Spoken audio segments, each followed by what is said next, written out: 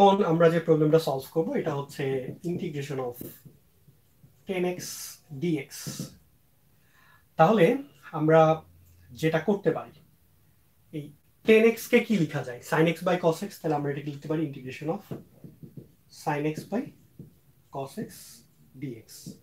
আচ্ছা, এখন আমরা কি করব, আমরা একটাকে যদি u ধরি আরেকটা কি হয়ে যাবে, du হয়ে যাবে। তাহলে আমরা cos x টাকে ধরবো হচ্ছে u, তাহলে এখানে লিখি let cos x সমান u, তাহলে মাইনাস sin x dx সমান হবে du, তাহলে sin x dx হচ্ছে মাইনাস du।